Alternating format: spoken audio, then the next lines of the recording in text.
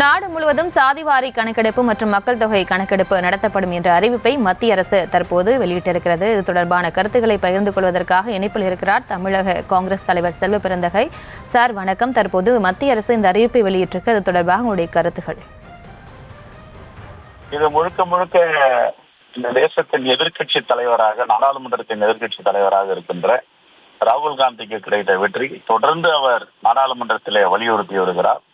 நாடாளுமன்றத்திலே பலமுறை பேசியிருக்கிறார். அரசியலமைப்பு சட்ட புத்தகத்தை நாடாளுமன்றத்திலே காண்பித்து எப்பொழுது சாதிவாரி கணக்கெடுப்பு நடத்துகிறீர்கள், உங்களுடைய வாக்குறுதி என்னானது, சமூக நீதி என்னானது, சமநீதி என்னானது என்று தொடர்ந்து வலியுறுத்தி வந்தார். தமிழ்நாட்டிலே அனைத்து கட்சிகளும் இதை உடனே நடத்த வேண்டும் என்று குரல் எழுப்பி வந்தோம். ஆனால் இருந்த பொழுதிலும் அவர்கள் எதற்கும் செவிசாய்க்காமல் தொடர்ந்து இந்த சாதிவாரி கணக்கெடுப்பை தள்ளி போட்டே வந்தார்கள். 11 ஆண்டுகளுக்கு பிறகு ஞானோதயம் பிறந்திருக்கிறது. 11 ஆண்டுகளுக்கு பிறகு சமூக நீதி என்ன என்று கற்றுக்கொண்டிருக்கிறார்கள். சமூக நீதியை கற்றுக்கொள்வதற்கும் சமூக நீதியை படிப்பதற்குமே இவர்கள் ஆட்சிக்கு வந்து 11 ஆண்டுகளுக்கு பிறகுதான் ஒரு புரிதல் வந்திருக்கிறது என்றால் இதை விட ஆச்சரியம் எதுவும் இருந்திருக்க முடியாது. இப்பொழுது நாடாளுமன்றத்தின் அமைச்சரவை கூட்டத்தின் முடிவில் அஸ்வினி அவர்கள் பேசும்போது சொல்கிறார், நாங்கள் இந்த அறிவிப்பு செய்ததற்கு காரணம் 2021ஆம் ஆண்டு கொரோனா பெருந்தொற்று காரணமாக தள்ளி போனது என்று சொல்லுகிறார். இரண்டாவது, இந்த அதிகாரம் எங்களிடம் தான் உள்ளது என்று சொல்லுகிறார். அப்படி என்றால் 21 தானே இப்ப கொரோனா பெருந்தொற்று, 14 முதல் நீங்கள் 7 ஆண்டுகள் ஆட்சி செய்வீர்களே, எதற்காக நீங்கள் சாதிவாரி கணக்கெடுப்பை நடத்தவில்லை? 2021 நடத்திருக்க வேண்டுமே, ஏன் நடத்தவில்லை?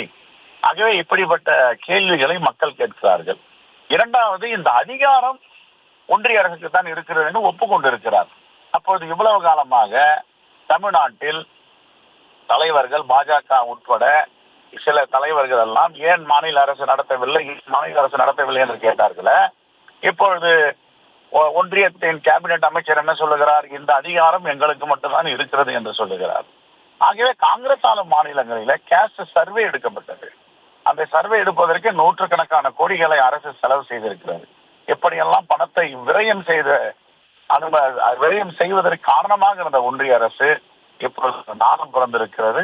இது முழுக்க இந்த பீகார் தேர்தல் மனதில் வைத்து அறிவித்திருக்கு. இருந்த போதிலும் இது முழுக்க எங்களுடைய தலைவர் ராகுல் காந்திக்கு கிடைத்த வெற்றியாக நாங்கள் பார்க்கிறோம்.